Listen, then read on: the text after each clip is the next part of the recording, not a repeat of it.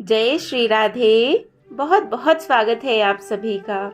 नवरात्रे आ रहे हैं क्या, आ ही गए और सबने तैयारियां भी शुरू कर दी होंगी। हमारे भारत देश में तो इतनी धूमधाम से, इतने उत्साह से, इतने भक्ति भाव से माता रानी का पूजन किया जाता है। इन 9 दिनों में सभी घरों में बड़ा ही हर्षोल्लास रहता है और क्योंकि माता रानी पधराई हुई होती हैं तो बड़ा ही भक्ति में जो है माहौल भी घर का बना होता है।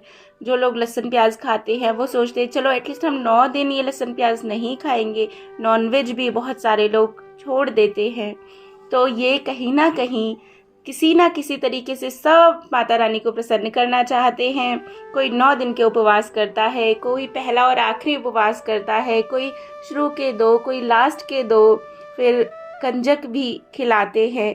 ये सारी क्रियाएं, नियमित मंदिर जाते हैं और घर में भी पूजा पाठ करते हैं। तो ये जितनी भी क्रियाएं होती हैं वास्तव में ये माता रानी की प्रसन्नता के लिए होती हैं कि माँ आप प्रसन्न हो जाइए और हमारा घर हमेशा उन्नत रहे, घर में हमारे संतान हो, अच्छा धन हो और जो भी कारोबार है उसमें कोई कमी नहीं आए। वास्तव में तो माता रानी की जो पूजा उपासना है वो इसीलिए की जाती है कि संसारिक सारे भोग हमें मिलते रहे। लेकिन अगर माता रानी को प्रसन्न ही करना चाहते हैं तो क्या करना चाहिए, वास्तव में क्या करना चाहिए जिससे हमारी माता रानी हमसे प्रसन्न हो जाए। जानते हैं जब माता रानी प्रसन्न होती हैं तो क्या देती हैं, वो सबसे अद्भुत चीज़ देती हैं। इसे कौन सी चीज़ इसे हम जो कथा है उसके लास्ट में सुनते हैं कि क्या चीज़ देती है। और इस कथा से ही हमको यह पता चलेगा कि वास्तव में अगर हम सच में माता रानी को प्रसन्न करना चाहते हैं तो हमें क्या करना चाहिए।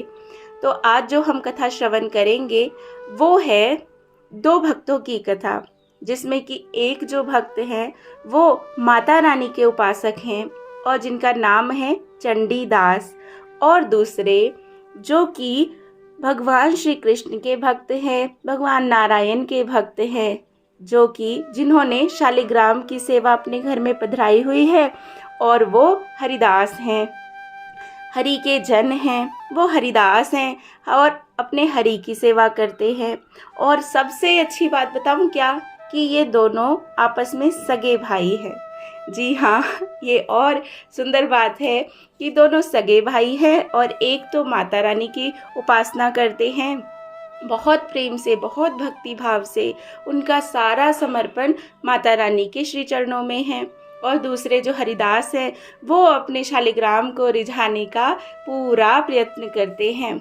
जानते हैं विडंबना क्या है, परेशानी बस इतनी सी ही है कि जो माता रानी के भक्त हैं चंडीदास, ये बहुत संपन्न हैं। इनके घर में खूब अच्छे से नौकर चाकर, बहुत धन धान्य, सभी तरीके से किसी तरीके की कोई परेशानी नहीं है। बड़ा सुंदर इनका घर है, और घर ही नहीं, बड़ा सुंदर इनके पास बगीचा भी है, और उस बगीचे में बड़े ही सुंदर सुंदर ये फूल खिलाते हैं।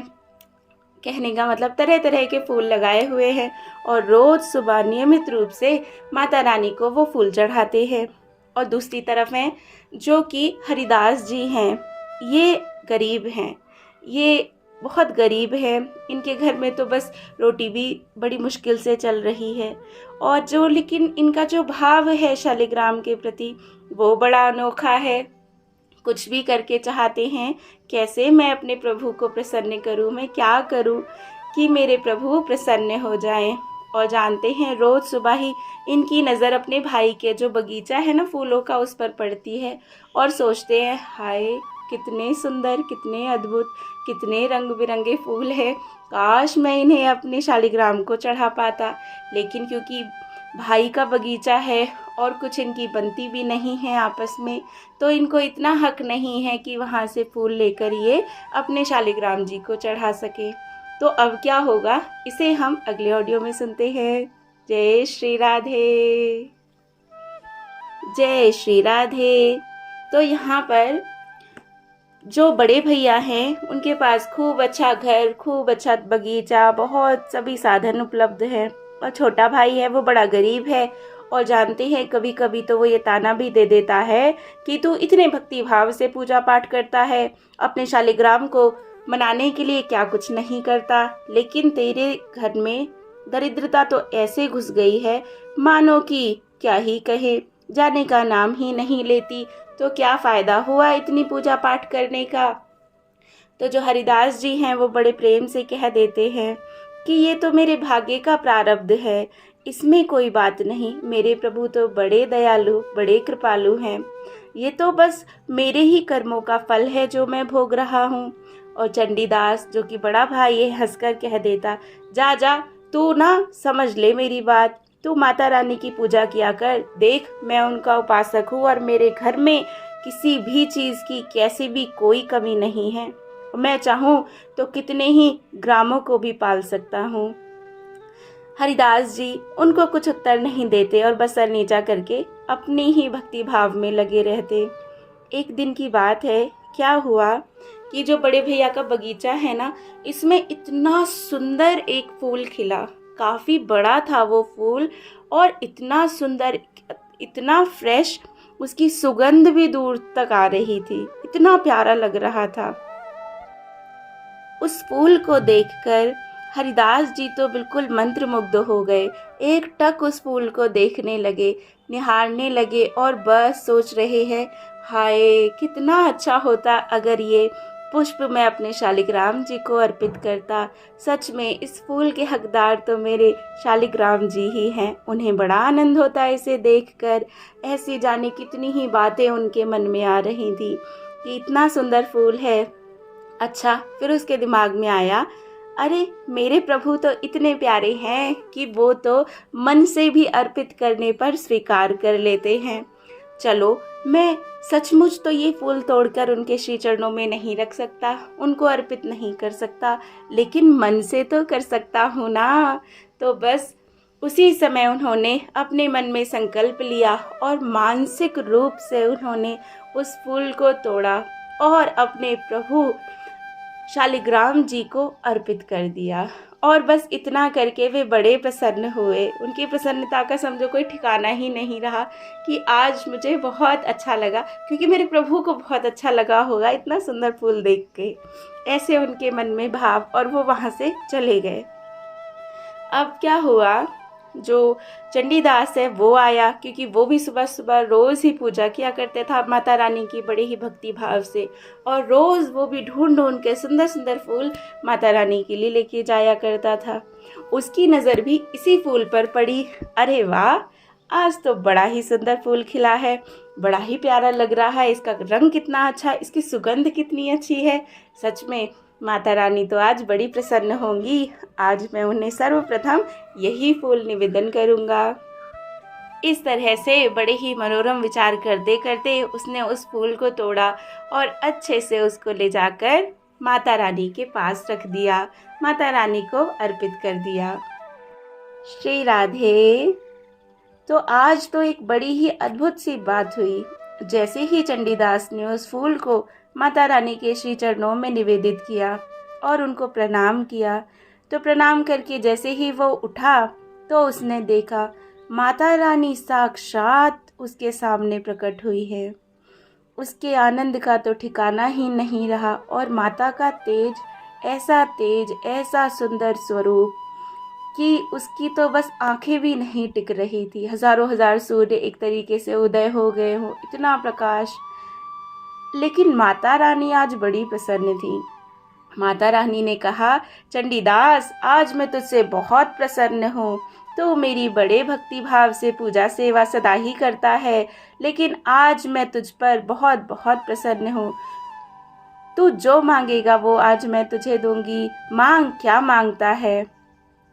माता रानी के ऐसे वचन सुनकर चंडीदास बहुत प्रसन्न हुआ कि माता आप मुझसे प्रसन्न हैं, इससे बड़ी बात मेरे लिए और क्या ही हो सकती है। लेकिन माता मैं तो आपकी सेवा कितने वर्षों से किए आ रहा हूँ, लेकिन आज ऐसा क्या हुआ कि आप इतनी ज़्यादा प्रसन्न हैं। इससे पहले तो आपने मुझे कभी दर्शन नहीं दिए, यहाँ तक कि कोई आपकी झांकी भी मैंने नहीं देखी। पर आप कह रही हैं कि आप आज बहुत प्रसन्न हैं, तो उसका कारण मैं जानना चाहता हूँ, ताकि नित्य ही मैं आपको प्रसन्नता प्रदान कर सकूँ। माता रानी मुस्कुराईं और माता रानी ने कहा, चंडीदास, हमेशा तो तुम जो फूल लेकर आते हो, जो नैवेद्य लेकर आते हो, पूजा पाठ की सामग्री लेकर आते हो, वो अमनिया ही होती है। लेकिन आज जो तुम ये पुष्प लेकर आए हो मेरे पास में, यह प्रभु की प्रसादी है, मेरे श्री हरि की प्रसादी है, मेरे प्रभु मेरे स्वामी का प्रसाद है। और इस प्रसाद को पाकर मैं अपने आप को धन्य धन्य महसूस कर रही हूँ। और क्योंकि तुम इसे लेकर आए हो, इसलिए मैं तुम पर अत्यधिक प्रसन्न हूँ। पर चंडीदास ने कहा, माता, मैं तो रोज की ही भांति इस फूल को अपने ही उद्यान से लेकर आ रहा हूँ।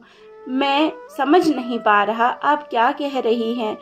आप कृपा करें तो मुझे बताएं। तो माता रानी ने कहा, चंडीदास, यह पुष्प तुम्हारे तोड़ने से पहले तुम्हारे छोटे भाई हरिदास ने इसको देखा था और उसके मन में भी इसको अपने प्रभु शालिग्राम को अर्पित करने की प्रेरणा हुई थी। लेकिन वो इसको तोड़ नहीं सकता था, क्योंकि ये तुम्हारे उद्यान का फूल था। इसीलिए उसने मन ही मन मानसिक रूप से इस फूल को अपने शालिग्राम जी को अर्पित कर दिया था। बस मन से ही प्रभु ने उसको स्वीकार कर लिया, और प्रभु ने स्वीकार ही कर लिया तो वह प्रसाद हो गया। और बस तुमने उस प्रसाद को लाकर मुझे दे दिया, इसीलिए मैं तुमसे अति प्रसन्न हूँ। जो भी प्रभु के भक्त होते हैं, हरि के, नारायण के, राम के, लक्ष्मण के, कृष्ण के, वो भक्त मुझे बहुत बहुत बहुत प्रिय होते हैं। मैं सदा ही उन पर अपनी कृपा बरसाती रहती हूँ। तुम भी श्री हरि का आश्रय लो और उनके आश्रय में रहकर पूजा पाठ करो, इससे ही मैं अत्यधिक प्रसन्न रहूंगी। चंडीदास ने जब माता की ऐसी बातें सुनी तो उसे तो विश्वास ही नहीं हो रहा था। क्या ऐसा भी होता है? मैं तो समझता था माता रानी ही सर्वश्रेष्ठ हैं और माता रानी की भक्ति से ही वे प्रसन्न होती हैं। लेकिन वास्तव में तो मुझे आज पता चला कि वास्तव में माता रानी तो खुश हरि भक्तों से ही होती है। तो बस इसके बाद माता रानी तो अंतर्ध्यान हो गई और चंडीदास को भी उपदेश दे गई कि प्रेम से श्री हरि की सेवा करो। जय श्री राधे, जय श्री राधे। तो जैसे कि इस कथा से हमें पता चलता है कि माता रानी वास्तव में कब प्रसन्न होती हैं। अब प्रश्न यह आता है, क्या माता रानी की पूजा सेवा करना छोड़ दें? नहीं, हमें छोड़ना कुछ नहीं है, लेकिन हो सके तो हम अपने श्री हरि का आश्रय लें। और जानते हैं श्री हरि की सेवा, कृष्ण की सेवा भी माता रानी की कृपा से ही प्राप्त होती है। कहते हैं,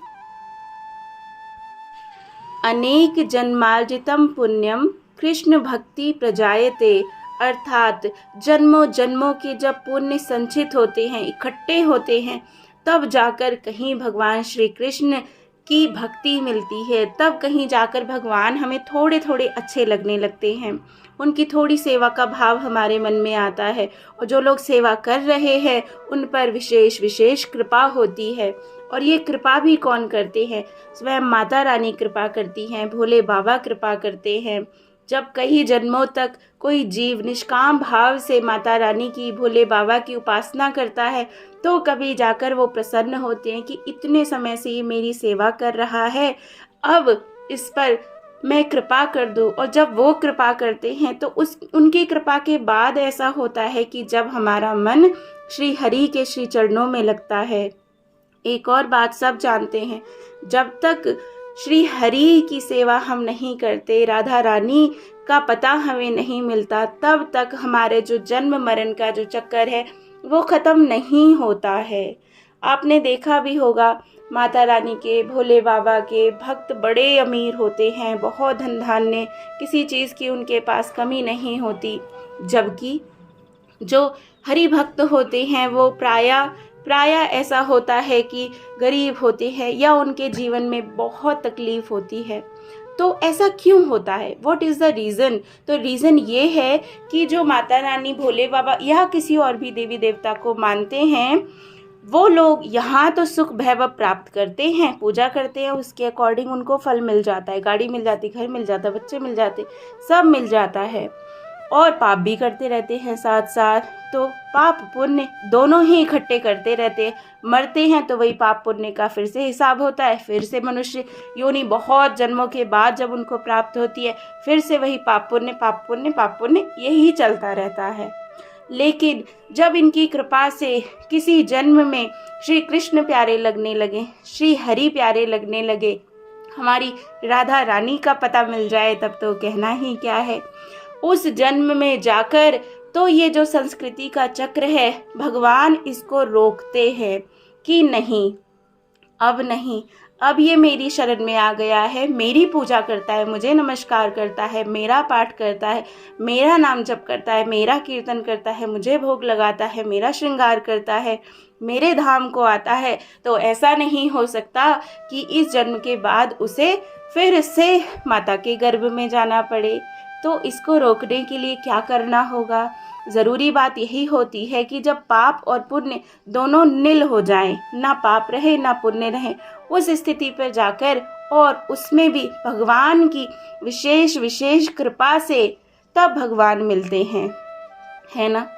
तो भगवान को ये करना पड़ता है, जो पाप हैं उनको नष्ट करने के लिए दुख आते हैं जीवन में, शारीरिक पीड़ा आती है, भयंकर भयंकर बीमारियां लग जाती हैं, संतान के साथ नहीं बनती, संतान कभी नहीं होती, बहुत तरीके के जो सांसारिक दुख जिसे कहा जाता है, और यहाँ तक कि धन दौलत नहीं होती उनके पास में, क्योंकि भगवान उनके जो पुण्य हैं उनको क्षय करते हैं, उनको ख़त्म करते हैं, और पापों को भी नष्ट करते हैं। दोनों चीज़ें वो ख़त्म करते हैं अपनी कृपा करके, और साथ साथ उसको देखो चलाते भी है कि ये जीवन ख़त्म हो तो मेरे पास आ जा, फिर मैं तुझे नहीं जाने दूंगा।